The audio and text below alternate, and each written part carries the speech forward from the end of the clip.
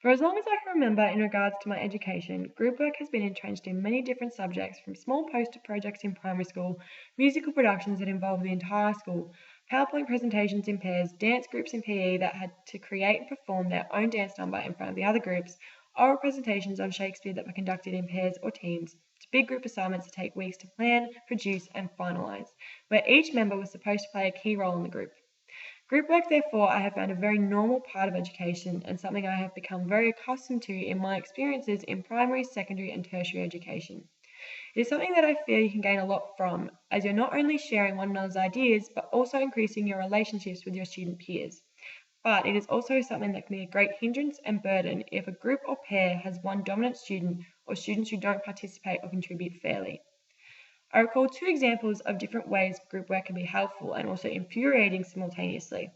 The first was in VCE in regards to a paired assignment on Shakespeare where my partner had dyslexia, a learning and reading disability, and as such I needed to do most or all of the written work for the assignment while he was able to prepare our presentation.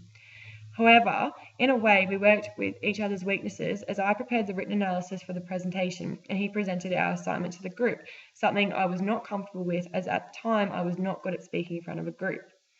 Therefore, we were able to combat each other's weaknesses with our strengths. The second was very recently in CFM this semester, where my team experienced the unfortunate common occurrence of members who did not contribute nearly as much as myself or the other two members of our group.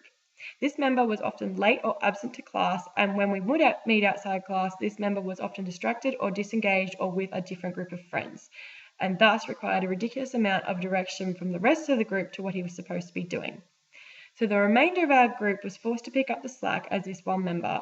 to get the mark we desired. Although this was incredibly frustrating, it did enhance our abilities to be able to increase our workload capacities and our patience to work with difficult people,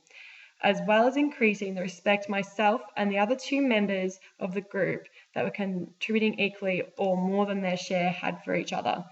as us three had a healthy work ethic and were able to pick up the slack from our fourth member.